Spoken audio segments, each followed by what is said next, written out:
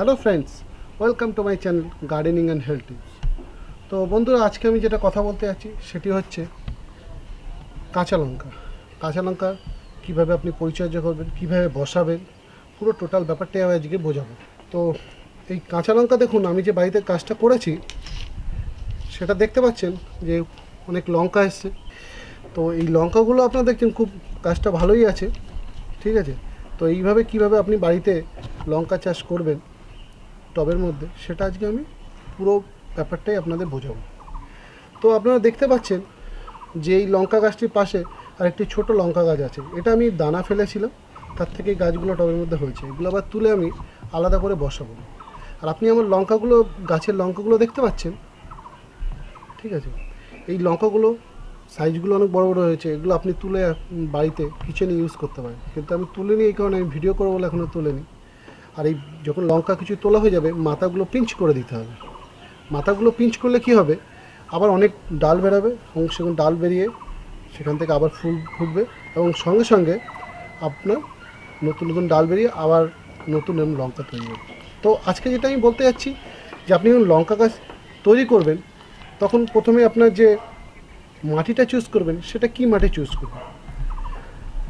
সবার আগে বলে রাখি, লঙ্কা আমরা সাধারণত সব মাটিতেই তৈরি হয়, কিন্তু লঙ্কার একটা প্রবলেম হচ্ছে যে লঙ্কা গাছের গোড়ায় জল জমে গেলে লঙ্কা গাছ মারা যেতে পারে এবং সঙ্গে সঙ্গে পাতাগুলো কুকড়িয়ে যেতে পারে।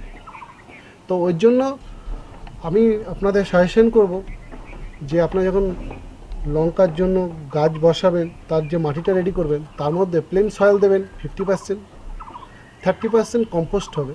সেটা ভার্মি কম্পোস্ট হোক, গোবর সার কম্পোস্ট হোক, যে কোনো কিছু, এবং সঙ্গে 20% স্যান্ড দেবেন। ওকে। আর 20% স্যান্ড যদি নাও দেন, 10% স্যান্ড, 10% কোকোপিট দিতে পারে, ঠিক আছে। এ দেখুন, আমি নর্মাল সয়েলের মধ্যেই চারা দানাগুলো ফেলেছিলাম, গাছ হয়ে গেছে। এইগুলো আমি আবার তুলে তুলে আলাদা করে টবে বা আমার টেরেস গার্ডেনে বসিয়ে দেবো। তো এই গাছের জন্য আপনার যেটা বেশি বেশি মাথায় রাখতে হবে সেটা হচ্ছে যে এই গাছের গোড়ায় জল যেন না জমে যায়।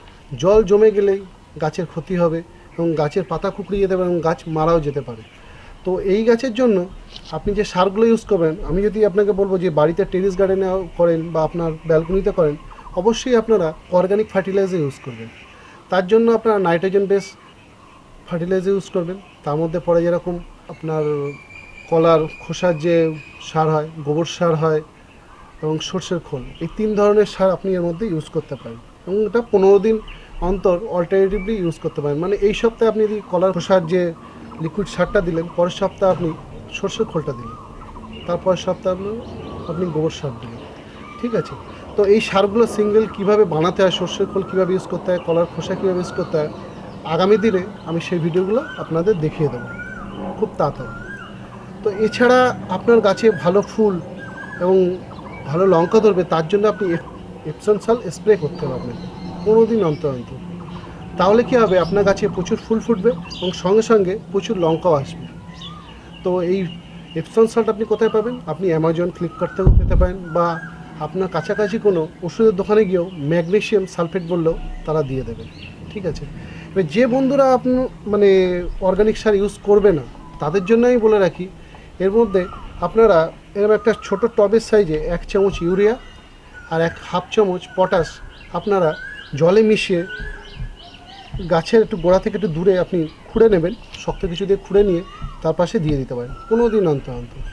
এছাড়া আপনারা ইউজ করতে পারেন NPK 15-15-15 বা 19-19-19, সঙ্গে 1/2 চামচ ইউরিয়া আপনারা এই গাছের গোড়ায় দিতে পারেন, তাহলে আপনার গাছের ভালো গ্রোথ হবে। এইবারে আসি এই গাছের পরিচর্যা, মানে কিভাবে আপনারা এই গাছটিকে রোগ থেকে দূরে রাখবেন। এই কাঁচা লঙ্কা গাছের কয়েকটি রোগ আছে, তার মধ্যে বিশেষ করে হচ্ছে এর পাতা কুকড়িয়ে যাওয়া। পাতা কুকড়িয়ে যাওয়া দুরকম কারণে হয়। একটা হচ্ছে যে আপনি যদি গাছের গোড়ায় বেশি জল দিয়ে দেন, ঠিক আছে, গাছের গোড়ায় জল জমে পাতা কুকড়িয়ে যায়। আবার আরেকটা কারণ হচ্ছে মাইটস, মানে এই মাইটস এবং এফিডস, এই ধরনের অনেক ধরনের, এবং হোয়াইট ফ্লাই, এর মধ্যে এই ধরনের পোকা এই লঙ্কা গাছে দেখা যায়।